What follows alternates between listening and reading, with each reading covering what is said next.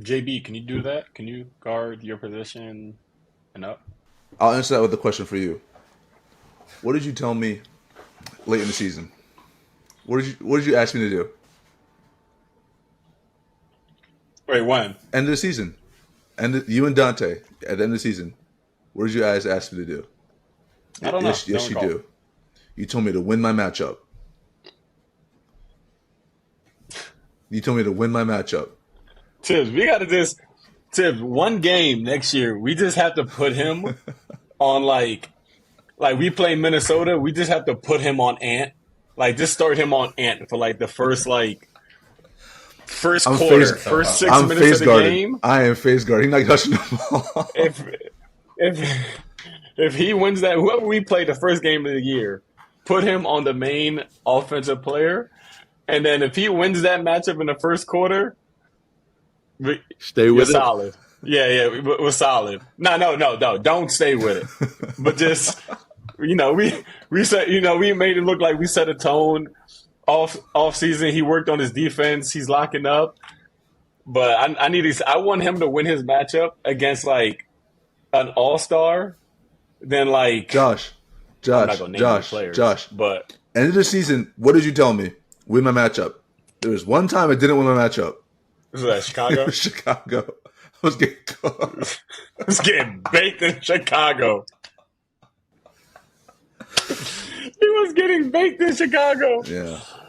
Who was it that started It cooking wasn't even you? like cooking. Like I wasn't like they put. Um. No, the young dude, the Oh Sumu. yeah, yeah, yeah. He was He started started cooking me for cooking. sure. But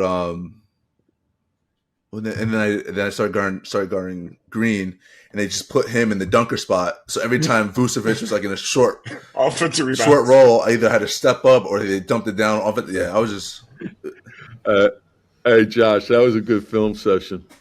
Mm. And then we played him right away, right after that, too. yeah, Yeah, yeah. it Remember? was it was a good film session for me because I we lost and I was out the game. I kicked the Is dude that and when I you was kick out. someone in Well, the that's why we head? lost. Yeah. That was crazy. That was crazy. With you saying that the shift on defense is sort of moving towards individuals being able to guard as many positions as possible and really like emphasizing versatility. Do you feel like the criteria for the defensive player of the year should change along with that trend? That's a great question. I think because that debate is should they do it after the season, to incorporate the playoffs as well. You look at what is it? It's like the MVP. Is it for the entire season? Is it the regular season? What is the MVP for? And Minnesota had the best defense though the entire regular season, so you can't debate that. And he had great impact on that. But if you look at it in totality, and unfortunately with all those things, it's like all star, it's all NBA. There's going to be someone deserving that gets left off. So, I think that I, if you ask me, I would prefer they waited to the end of the season for all that stuff. But you know, it is what it is, and there's a lot of deserving players. But I think defense was very difficult because there was no physicality to it, and a lot of it was left to interpretation. And there's judgment that needs to be used by the officials if a player's gaining an advantage by doing something.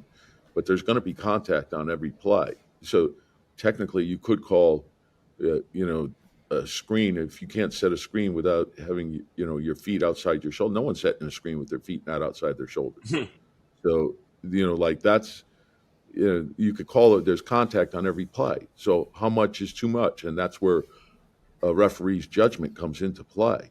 And so is the player gaining advantage? Not is he not gaining an advantage? And before it used to be you had to, and this is the one thing that I do like is they're taking the cheap foul out of the game, like in terms of you couldn't get two free throws for a long time unless you made an aggressive move attacking the basket.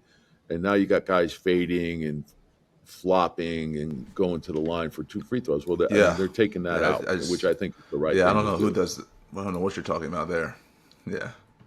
I told you he's getting fouled. He's getting fouled. He's getting Yeah, he fouled. said He's he said getting he's getting fouled. fouled He's 20 getting times, and the dude just I forget who it was. He just stared at him like, "You got another one? You gonna say another one?" um, Tibbs, I have a question for you. I want you, we can either we can either cut this or keep it going depending on how you want to answer it. Your thoughts on the us playing minutes wise, the quote unquote like we're exhausted or overworked. Yeah, Do you have yeah, your this is your moment to talk your talk. yeah. I don't ever worry about that. Like I always tell you guys at the beginning of the season, like you begin with the end in mind. You prepare yourself for what you're going to have to do all season long. So look, there could be a game that you play extended minutes. You know, so if I said to you, Josh, how many minutes did you average over the course of the season? No one would say 33, right? I said, Hmm. Jalen, how many did you average? No one would say 35. You're not even in the top 10. And then if I said to you, okay, Josh, you played 48 minutes in a game. In the Indiana series, you averaged 38 minutes a game, right, for the series. Hmm. So there could be a game where you do play 40 plus minutes. Jalen, same thing for you. I think you averaged 36 against Indiana, but people don't look at that, right? And so I don't care what they think. All I care about is, what's given us the best chance to win. So people can say whatever they want. They usually, they don't put any time into, what is actually occurring. If you looked at most teams right now, look at the playoffs, their three top players are playing in the 40s, but no one says that. Like for whatever reason, it stuck with me. It is what it is. I don't really care. You Yeah, say whatever the yeah, hell you want. yeah, yeah. Stand on your ground. You know it. You know it. There ain't no softness here. Josh and Jalen, to flip the question back on you. Jalen, stop it.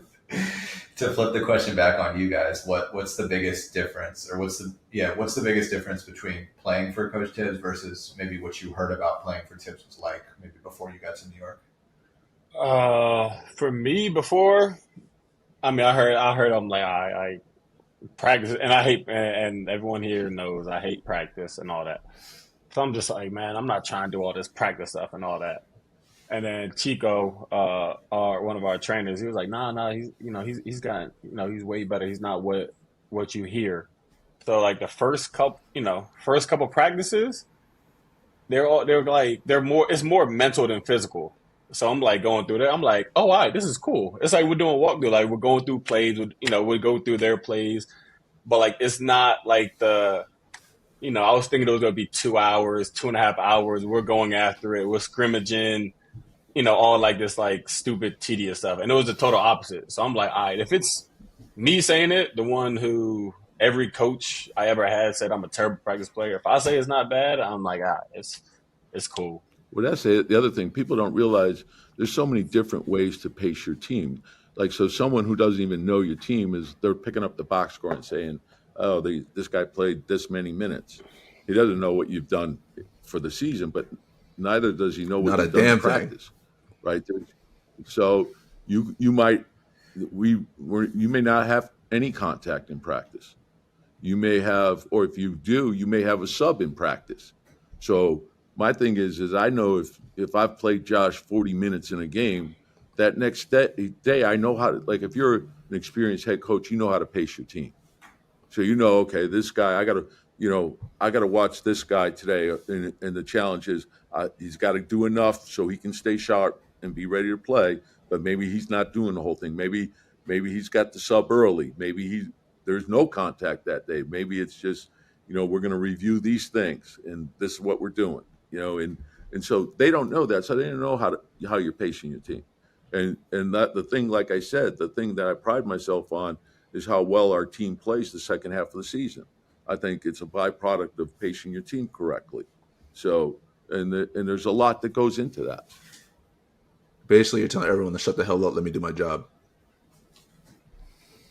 I Yeah. really don't care what they say, Jill, and you know that. Whether it's praise or criticism, it don't matter to me.